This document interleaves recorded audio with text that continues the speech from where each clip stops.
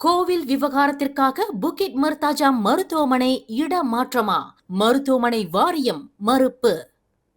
அருகிலுள்ள கோவிலுக்கு இடையூறு ஏற்படக்கூடாது என்பதற்காக பினாங்கு புகிட் மர்தாஜா மருத்துவமனை இடமாற்றம் செய்யப்படவிருப்பதாக சமூக ஊடகங்களில் பரவி வரும் தகவலை அந்த மருத்துவமனையின் பார்வையாளர்கள் வாரியம் வன்மையாக மறுத்துள்ளது. கோவிலுக்கு இடையூறு ஏற்படாமல் இருக்க புகிட் மர்தாஜா மருத்துவமனை இடமாற்றம் செய்யப்படும் என்று முகநூல் பதிவொன்று சமூக வலைதளங்களில் வைரலாகி வருகிறது. இந்த பதிவில் புகிட் மர்தாஜாம் நாடாளுமன்ற உறுப்பினரும் தொழில் முனைவோர் மேம்பாடு மற்றும் கூட்டுறவு அமைச்சருமான ஸ்டீவன் சிம் அவர்கள் பெயர் தொடர்பு படுத்தப்பட்டிருந்தது.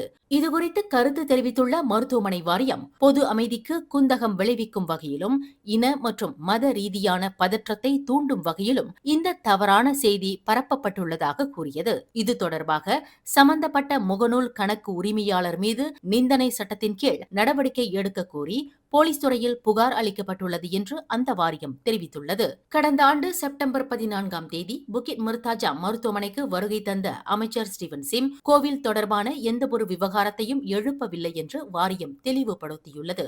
மருத்துவமனையை இடமாற்றம் செய்யும் எண்ணம் ஏதும் இல்லை. மாறாக அதிகரித்து வரும் நோயாளிகளின் எண்ணிக்கையை கருத்தில் கொண்டு தற்போதைய வளாகத்திலேயே கூடுதல் கட்டிடங்களை கட்டவே திட்டமிடப்பட்டுள்ளது. பழைய கட்டிடங்கள் அப்படியேதான் இருக்கும் என்று வாரியம் விளக்கமளித்துள்ளது. இந்த விரிவாக்க பணிகளுக்காக பினாங்கு மாநில அரசு ஏற்கனவே 3.2 ஹெக்டேர் நிலத்தை ஒதுக்கியுள்ளது. தற்போது இந்த திட்டம் சுகாதார அமைச்சின் ஒப்புதலுக்காக காத்திருக்கிறது. புகிட் மர்தாஜாமில் ஜலான் கூலிமில் மருத்துவமனைக்கு வெளியே அமைந்துள்ள ஸ்ரீ தேவ மருதுவர் ஜடா முனீஸ்வரர் ஆலயம் தொடர்பாக அண்மையில் நடத்த திட்டமிடப்பட்ட ஒரு கூட்டம் சர்ச்சையை ஏற்படுத்தியது.